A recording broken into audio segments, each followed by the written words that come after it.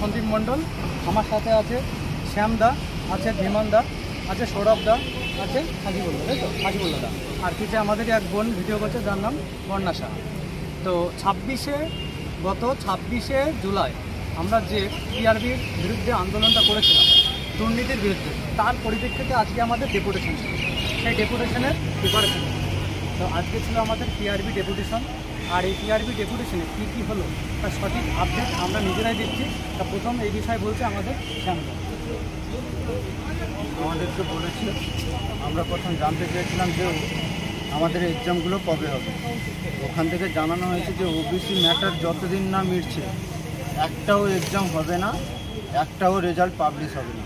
যেই OBC matter মিটে যাবে ওরা সঙ্গে সঙ্গে 1 মাসের মধ্যেও ওরা সব কন্ট্যাক্ট করে নেবে। আর আমরা এটাও জিজ্ঞাসা করেছিলাম যে 29 তারিখ যে পরীক্ষার ডেটটা ভাইরাল হয়েছিল সেটা কি ঠিক?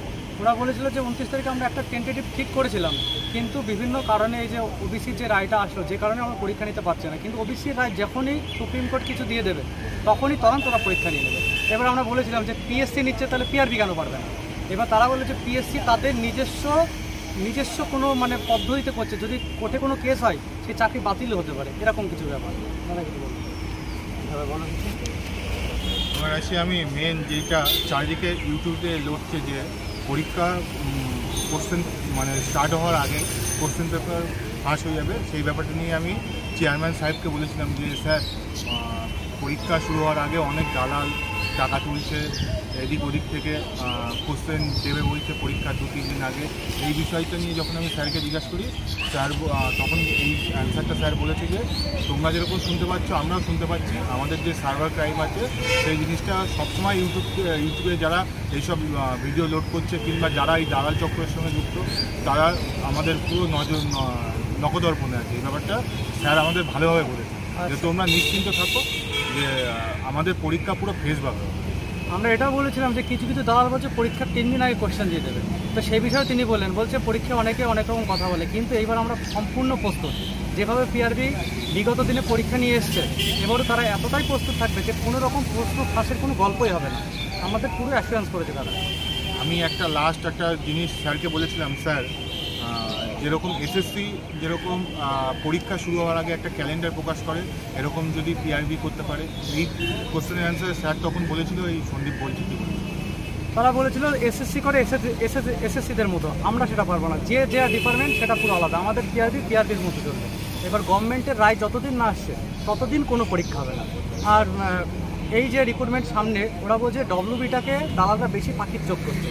তা এমনভাবে তারা পুরো ইউটিউব সেল, যে সাইবার ক্রাইমের মতো একটা ডিপার্টমেন্ট তারা পিআরবিতে বসিয়েছে, তারা পুরো তদন্ত করছে কোন ইউটিউব চ্যানেল কী করছে, কোন টেলিগ্রামে পয়সা চাচ্ছে, A to Z ইনফরমেশন তাদের কাছে আছে। এবং বিভিন্ন তারা মানে গোয়েন্দা সংস্থার দ্বারা তারা এই সমস্ত ধরার কাজ শুরু করে দিতে হবে। আমরা বলেছিলাম স্যার আপনার টেন্টেটিভ ডেট বলুন, কোন মাসে পরীক্ষা হবে, এরকম কোনো এক্সাম ক্যালেন্ডার আপনারা পাবলিশ করুন।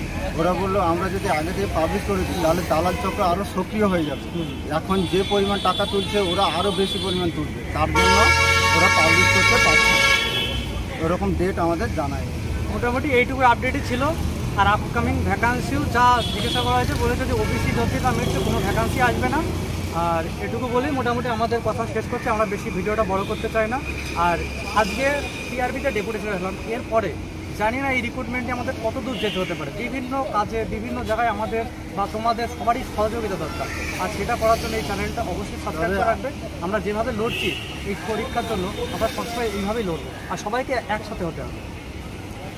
তবে এইটুকু আমরা কথা বলে যেটুকু বুঝলাম, ওবিসি সমস্যা মিটে গেলেই আমাদের পরীক্ষা হবে, নাহলে কোনো কিচ্ছু হবে না। এটা সবাই একটু মাথায় রাখবেন। আমি একটা লাস্ট কথা সবাইকে বলবো, সমস্ত ছাত্রছাত্রীদের উদ্দেশ্যে আমার এই বার্তাটা থাকবে। সবাই ভাবছো পরীক্ষা কবে হবে, না দেরি আছে, বসে থাকবো, পড়াশোনা করবো না, এইটা যারা করবে তারা কিন্তু ভুল করছে। কোশ্চেন কিন্তু ফাঁস এবার হচ্ছে না, এবার পুরো স্বচ্ছভাবে নিয়োগ হবে। চেয়ারম্যান সাহেব আমাদের কথা দিয়েছেন, তাই জন্য সবাইকে বলছি ওবিসি প্রবলেম মিটে গেলে আমাদের পরীক্ষা কিন্তু পিআরবি 1 মাসের মধ্যে নিয়ে নেবে। সবাইকে পড়াশোনা ফোকাসটা ভালো করে করবে।